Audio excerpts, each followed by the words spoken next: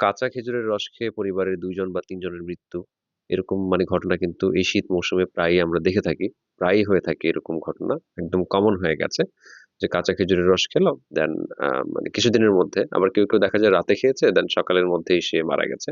তো এটা অ্যাকচুয়ালি কেন হয়? এটার পেছনের কারণ, দেন এটা কোন প্রাণী থেকে আসে বা এই মাইক্রো অর্গানিজমটার নাম, যেটা হচ্ছে এই রোগটা সৃষ্টি করে বা মৃত্যুটা ঘটায়। এই সম্পূর্ণ বিষয়টা আজকে আলোচনা করব। তো এটার পেছনে যে কিলার যে মাইক্রো অর্গানিজমটা সেটা হচ্ছে নিপা ভাইরাস। তো এই নিপা ভাইরাসটা টেরাপাস নামক একটা প্রজাতি আছে বাদুড়ের, যেটা হচ্ছে ফল খেয়ে জীবন ধারণ করে থাকে আরকি। ফল খেকো বাদুড় বলা হয় এদেরকে। তো এরা বহন করে থাকে। কিন্তু মজার বিষয় হচ্ছে এরা কিন্তু কখনো আক্রান্ত হয় না। এরা জাস্ট হচ্ছে এই ভাইরাসটা বহন করে। লালার মধ্যে বহন করতে পারে, দেন হচ্ছে প্রস্রাবের সাথে বহন করতে পারে। পাশাপাশি পায়খানার সাথেও বহন করতে পারে। তো এই প্রাণীগুলা যখন হচ্ছে রাতের বেলা আ খেজুরের রস খাওয়ার জন্য যায়, তো সেখানে হয়তোবা তাদের লালা গিয়ে মিশে থাকে। আ মিশে দেন হচ্ছে প্রস্রাব বা হচ্ছে পায়খানা, মলের অংশ গিয়ে মিশে। তো সেখানেই কিন্তু আপনার আ এই বিপদটা কিন্তু ঘটে যায়। তো সেগুলো যদি আপনার দেখা যায় এই রসটা সকালবেলা নিয়ে হচ্ছে দেখা যায় গ্রামের মানুষরা হচ্ছে এদিক ওদিকে বিক্রি করে।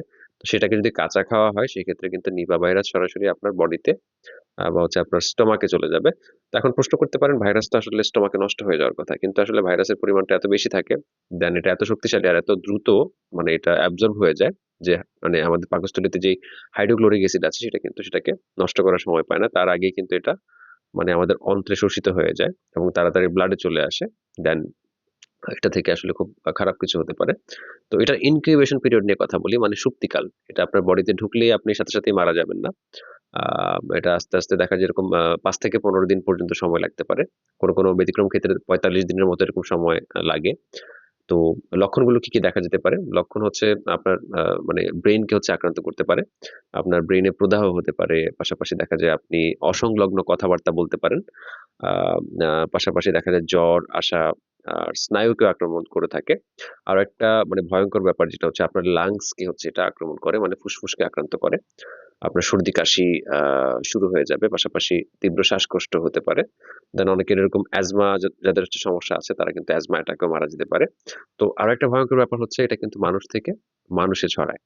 আ তো দেখা যায় আক্রান্ত ব্যক্তির সংস্পর্শে যদি কোনো সুস্থ ব্যক্তি আসে, হাঁচি, কাশি মাধ্যমেও কিন্তু সে আক্রান্ত হতে পারে। তো এটা অনেক রিস্কি। ইভেন যে মানুষটা হচ্ছে নিপা ভাইরাসের কারণে মারা গেছে, তাকে দেখা যায় প্রপারলি পরিষ্কার করার জন্য আসলে আ মানে ধর্মীয় বিধান অনুযায়ী তো তাকে দেখা যায় আ মানে কবর দেওয়ার জন্য তার গোসল দেয়া হচ্ছে, ধৌত করা এগুলো একটা স্বাভাবিক বিষয়। তো এই কাজটাও যারা করবেন তারাও খুব সেফটি মেইনটেইন করে করতে হবে।